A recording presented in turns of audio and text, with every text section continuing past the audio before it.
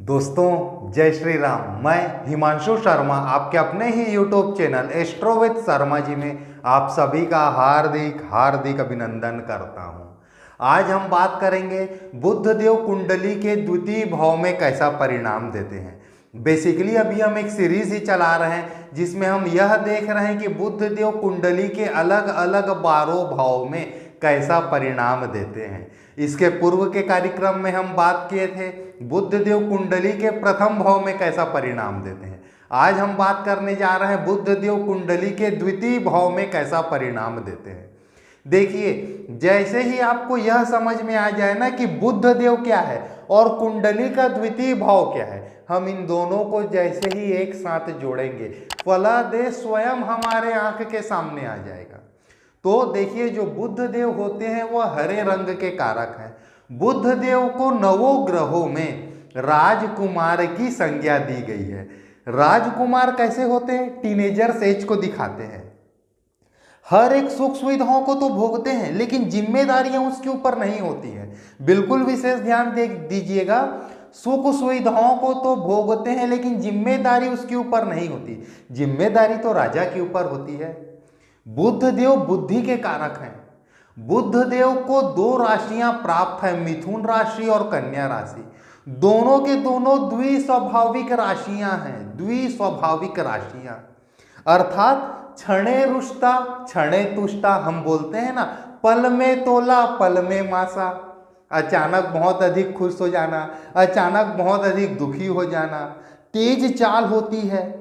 किशोरावस्था के लोग, टीनेजर एज के लोग कैसे चलते हैं? थोड़े तेजी के साथ, हर एक काम को जल्दी जल्दी करना, 10 तरह के काम करने के लिए निकलना, उसमें से 2 चीजों को हड़बड़ी में भूल जाना। यह सब टेंडेंसी दिखाई देती है बुध देव से प्रभावित लोगों के ऊपर में।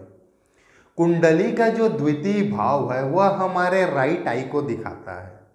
कुंडली का द्वितीय भाव हमारे धन को दिखाता है, हमारे परिवार को दिखाता है, इनिशियल स्टेज में हमारे बचपने के संस्कार को दिखाता है, हमें परिवार से कैसा संस्कार मिलेगा, हमारे फूड हैबिट को दिखाता है।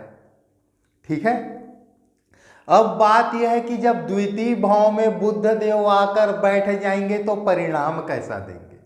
सबसे पहली बात धन का भाव है, कम परिश्रम से धन कमाते हैं, सबसे पहली बात।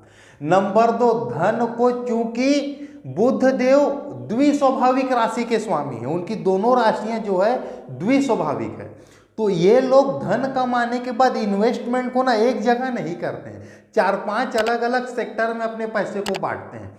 कुछ पैसा एफडी में भी रखेंगे, कुछ पैसा सेविंग में भी रखेंगे, कुछ पैसा शेयर मार्केट में भी रखेंगे, कुछ पैसा जमीन में भी रखेंगे, कुछ पैसे म्यूचुअल फंड में भी रखेंगे। वैरायटी दिखाई देती है इनके इन्वेस्टमेंट में। लेकिन बुध देव टीनेजर्स भी हैं, लाइट एज के कारक हैं, पूरी तरीके से परिपक्व नहीं हुए हैं। जब इन लोग 10 अलग अलग जगह अपने पैसे को इन्वेस्ट करते हैं तो एक न एक जगह फंसने का भी इनके साथ डर बना रहता है। डिपेंड करता है कौन से बुरे ग्रह से प्रभावित है या किस अच्छे ग्रह से प्रभावित है। कुछ बार इन लोग एक ऐसा जमीन भी ले लेते हैं जिसका 2 साल में ही रेट दुगना हो जाता है। कब? जब बुध देव किसी शुभ ग्रह से प्रभावित हो। कई बार पैसे गलत जगह इन्वेस्टमेंट कर देते हैं। कब? जब बुध देव गलत किसी ग्रह से प्रभावित हो।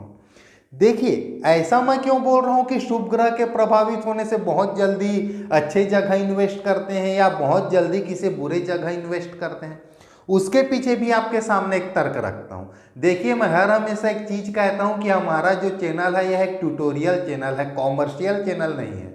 मैं अपने चैनल में कभी भी किसी ऐसे रत्न का आपको लिंक शेयर नहीं करता हूं कि आप इसे मुझसे खरीदें और ये करें और वो करें।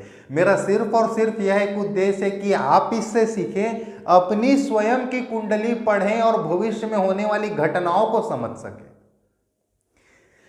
चलिए, हम पहुंचे हुए थे कहां पर कि लोग थोड़े से भी शुभ प्रभाव या बुरे प्रभाव में कैसे गलत इन्वेस्टमेंट या कैसे अच्छा इन्वेस्टमेंट करते हैं। मैं आपको बार बार एक चीज बोल रहा हूं कि बुध देव टीनेजर एज के कारक हैं, किशोरावस्था के कारक हैं। किशोरावस्था के लोगों के ऊपर ही उनके संगति का सबसे जल्दी प्रभाव पड़ता है। यदि वो अच्छे संगत में है तो अच्छे डायरेक्शन में चले जाते हैं, बुरे संगत में हैं तो पैसे को गलत डायरेक्शन में लगा डालते हैं। बुध ग्रह एक ऐसे ग्रह हैं जो तुरंत अपने साथ, वह किस राशि में बैठे हैं, किस ग्रह के साथ दृष्ट है, किस नक्षत्र में बैठे हुए, उसका सबसे बड़ा इंपैक्ट आपको बुध ग्रह के ऊपर ही दिखाई देगा। यदि आप बुध से प्रभावित हैं तो आपके लिए संगति बहुत ज्यादा मायने रखती है, बहुत ज्यादा मायने रखती है। तीसरी बार रिपीट कर रहा हूं, बहुत ज्यादा मायने रखती है, स्पेशली वह व्यक्ति जो बुध से प्रभावित है। दूसरा भाव हमारे फूड हैबिट को दिखाता है। एक आदमी जो डोसा खाता है, एक उदाहरण देता हूं, इडली खाता है, डोसा खाता है, वो शहर के 10 होटलों में घूम घूम के डोसा ही खाता है क्योंकि उससे वह चीज पसंद है। लेकिन बुध से प्रभावित आदमी उस होटल के 10 अलग अलग चीजों को टेस्ट करेगा। पहले दिन वहां से डोसा खा के आएगा, दूसरे दिन कटोरी चाट खा के आएगा, तीसरा दिन पनीर चिली खा के आएगा। आपके मुंह में भी स्वाद आ रहा है क्या? मेरे मुंह में तो आ रहा है।